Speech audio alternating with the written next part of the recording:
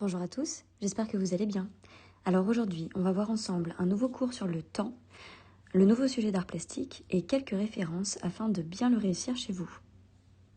Tout d'abord, munissez-vous de votre matériel, une feuille à carreaux pour prendre des notes, un stylo, une feuille canson ou blanche, un crayon de papier, une gomme et des feutres et des crayons de couleur. Le temps dans l'art est un sujet ardu car vaste et riche. Le temps n'est pas seulement une durée, il peut être un instant, comme cette photographie de Robert Doisneau, Le baiser de l'hôtel de ville. Mais le temps peut également être une éternité, comme le représentait l'art égyptien, cette fresque datant de 1275 avant Jésus-Christ. Le temps, c'est aussi le mouvement. Par exemple, l'art grec représente pour l'éternité des statues, figeant l'instant. Le mouvement est saisi dans toute sa beauté du geste.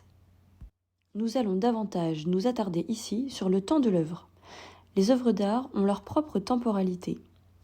Longue dans leur fabrication ou faite en un instant, le temps de l'œuvre joue un rôle très important. Voici quelques œuvres qui traitent de la notion de temporalité et qui nous donnent, en tant que spectateurs, le tournis. L'artiste Roman Opalka va toute sa vie peindre des nombres sur des toiles de peinture.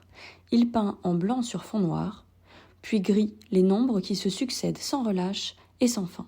Chaque nombre représente un instant, une trace irréversible dans le temps.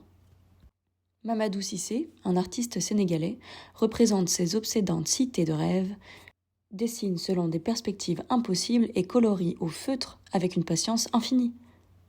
Yann Fabre, avec pour seul outil un stylo Bic bleu, commence ce qu'il appelle les années de l'heure bleue et recouvre de gribouillis toiles, murs, meubles.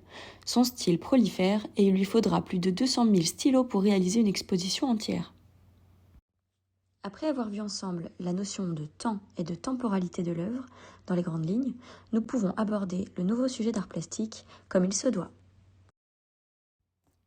J'ai mis toute ma patience dans un carré de 10 cm de côté. Vous répondrez à cette incitation avec la technique de votre choix. L'observateur, le spectateur, devra s'exclamer devant votre travail « Oh, quelle patience pour faire cela !» Vous devrez créer la surprise et susciter l'étonnement chez le spectateur avec seulement votre petit bout de 10 cm².